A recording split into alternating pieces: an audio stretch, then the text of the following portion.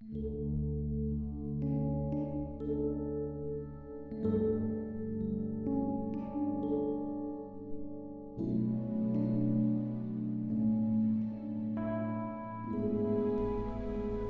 Tuhan, selamat pagi saudara-saudara yang dikasihi Tuhan. Kita jumpa pada hari Senin tanggal 12 Juli 2021. Hari ini saya akan baca dari buku Kisah Para Rasul pasal 4 ayat 12. Firman Tuhan berkata sebagai berikut. Dan keselamatan tidak ada di dalam siapapun juga selain di dalam Dia. Sebab di bawah kolong langit ini tidak ada nama lain yang diberikan kepada manusia yang olehnya kita dapat diselamatkan. Puji Tuhan, kita menemukan ayat firman Tuhan yang meneguhkan kita bahwa di dunia ini tidak ada keselamatan bagi manusia. Cara apapun yang akan digunakan oleh manusia untuk bisa selamat dari dosa mereka, dari kesalahan mereka, dari pelanggaran mereka, itu tidak akan bisa menyelamatkan mereka. Ada orang yang berpikir, memang saya sudah berdosa, tetapi saya harus berbuat baik yang lebih banyak agar dosa saya semakin kecil, karena perbuatan baik saya makin banyak.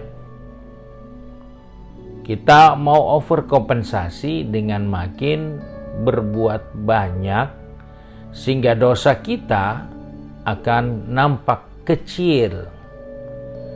Itulah cara manusia untuk mencapai keselamatan, dengan cara mengecilkan dosanya dan memperbesar perbuatan baiknya.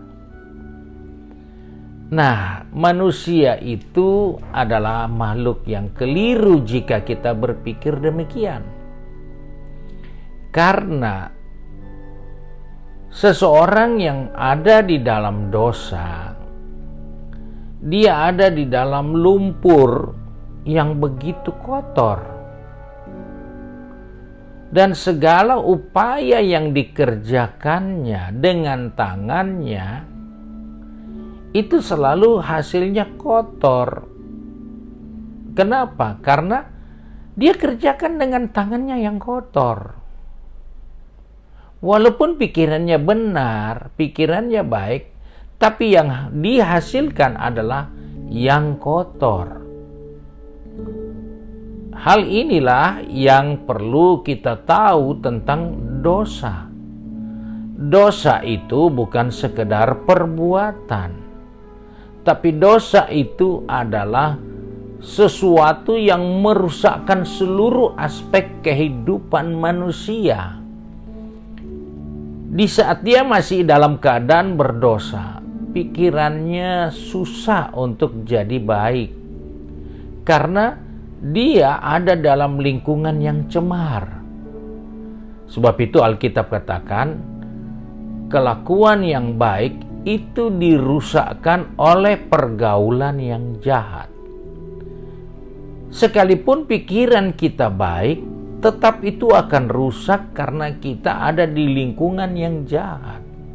Nah, manusia yang berdosa, seluruh aspek kehidupannya, seluruh lingkungan hidupnya penuh dengan kerusakan.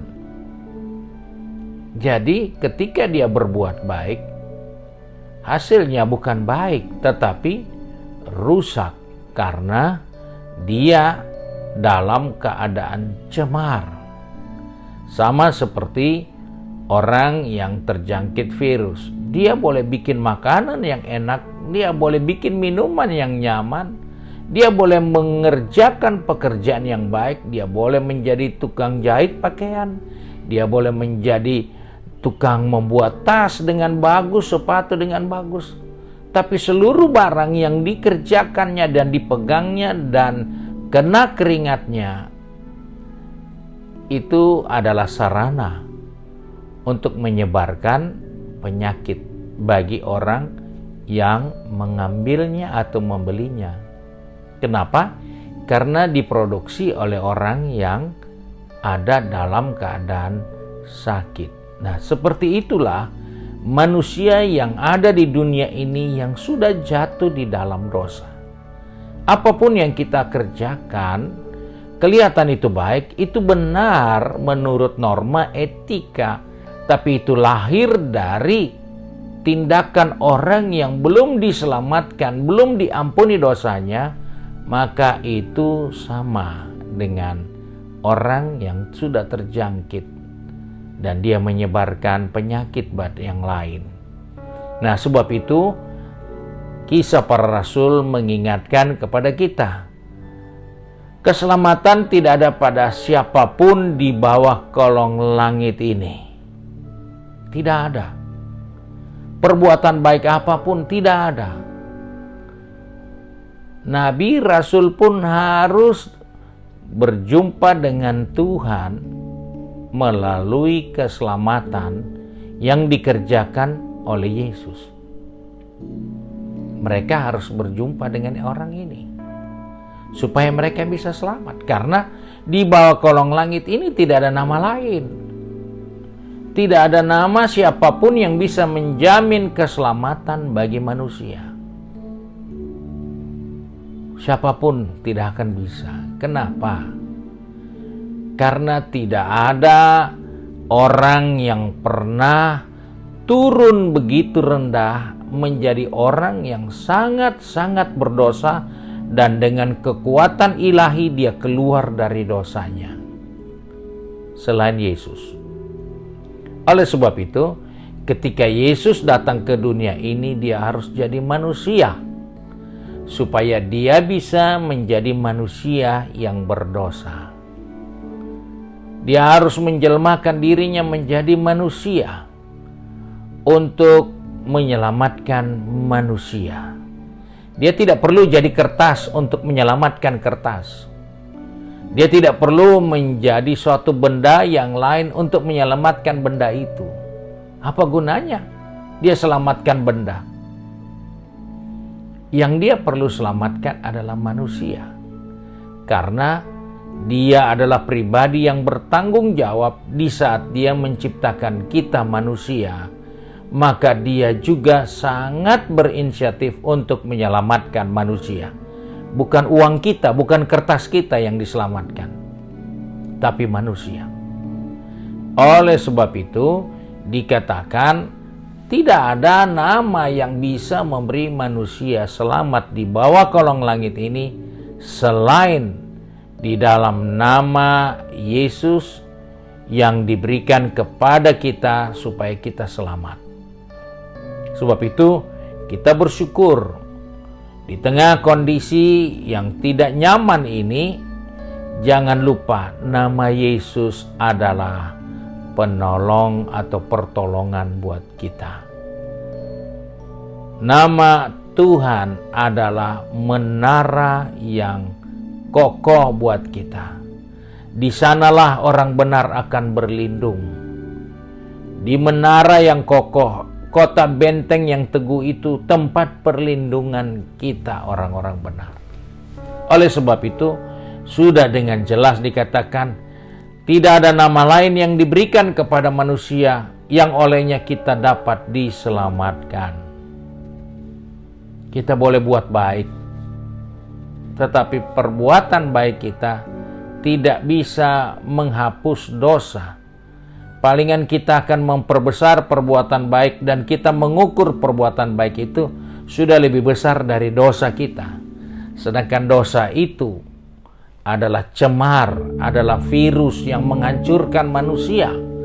Karena setiap kelakuan yang baik itu bisa dirusakkan oleh pergaulan yang sudah berdosa. Jadi kita menghadirkan perbuatan baik di tengah-tengah hidup yang berdosa itu sangat rawan untuk kembali rusak. Perbuatan baik yang lahir dari manusia yang hidupnya dikuasai dosa, maka dia tidak akan bisa menjadi sesuatu yang menyelamatkan dia. Karena dia lahir dari dosa.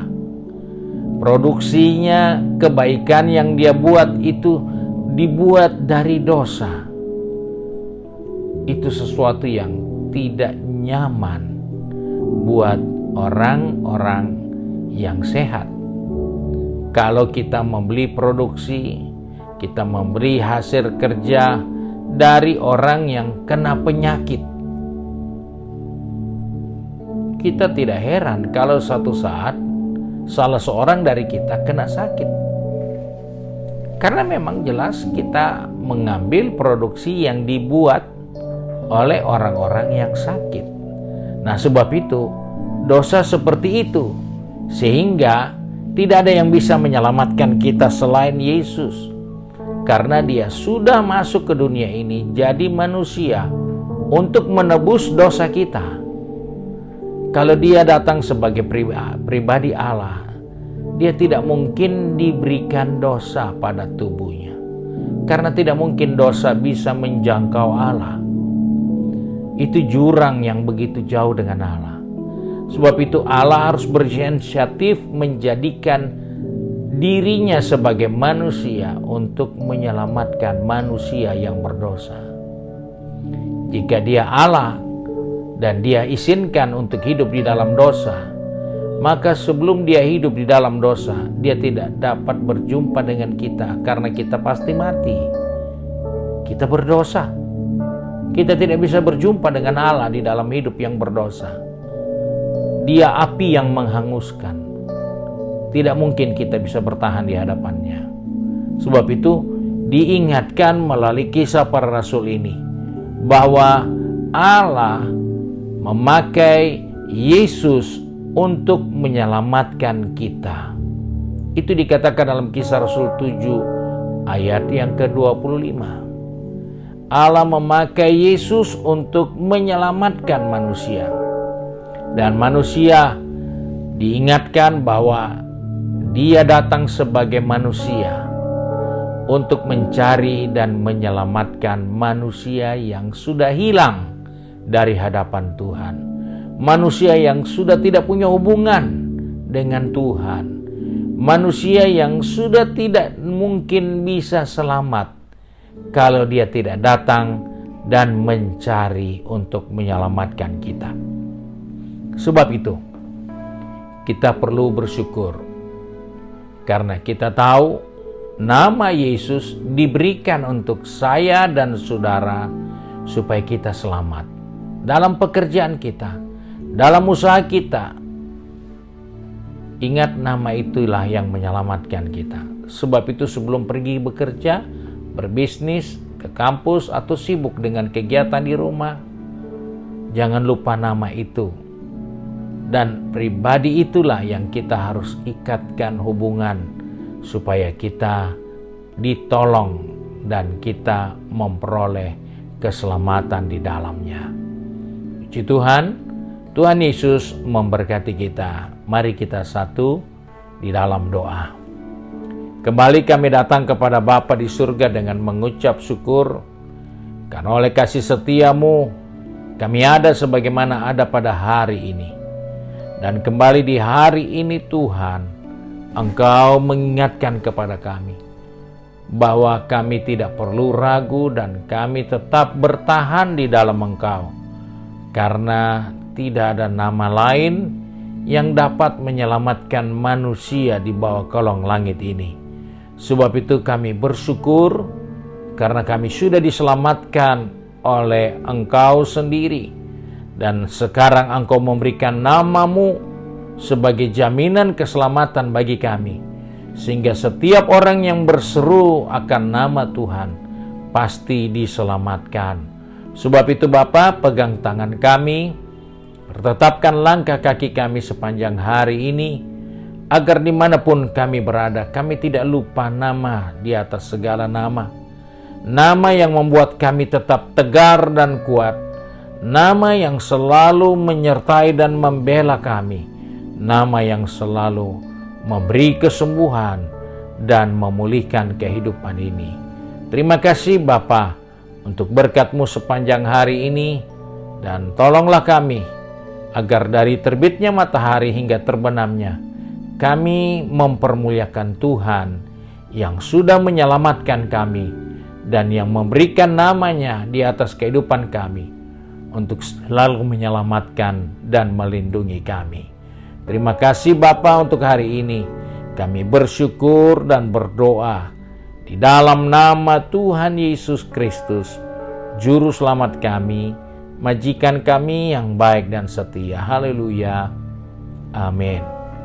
Puji Tuhan, hari ini adalah saat yang baik untuk kita duduk di bawah kaki Tuhan, berdoa bersama. Walaupun kita tidak berkumpul, tapi doakanlah bangsa-Mu.